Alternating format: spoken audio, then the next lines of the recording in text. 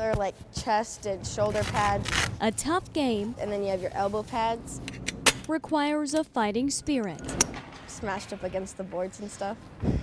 And underneath all those pads is a girl that's strong on and off the ice. Run through some of your drills. At just 7 years old, Brynn Duncan was put in the toughest fight of her life. They were on their way to Fergus Falls to go school shopping for school clothes, and that's when Grandma lost consciousness and hit the tree. Every organ in Brynn's fragile body but her pancreas was injured, and multiple bones, including her back, were broken in the crash. I was in the ICU and I was like really confused. I'm like, why am I here? Like, she goes, "Am I disabled?" And she's whispering it.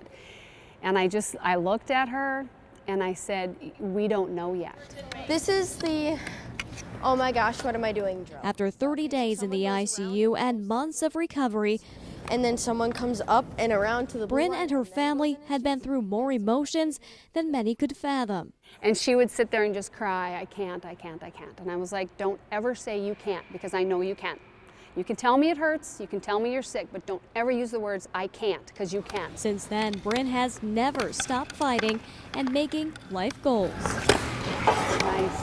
When you first get in the car accident and you lose your legs, you think you've lost everything, but you haven't really. You just take a different road than what you start with.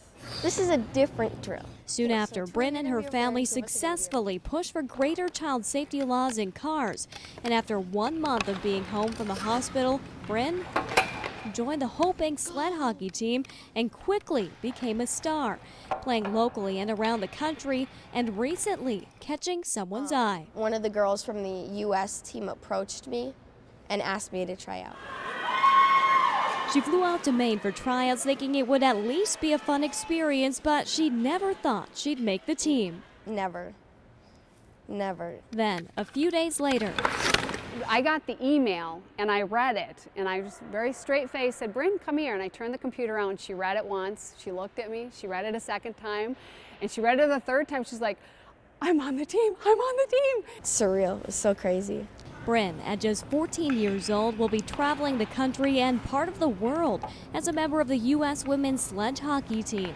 A big accomplishment for someone who's just starting high school. I mean, the school doesn't know yet, but I mean, it's just crazy because you're going to have so much homework, but yet you're going to be having so much fun. And while her athletic abilities are impressive, something even more stunning is who she is underneath the pads. Just got that talent, she's got that spirit about her, and that's what people love, about Brynn. My new life is just beginning with everything that I'm doing now, and it's just so fun.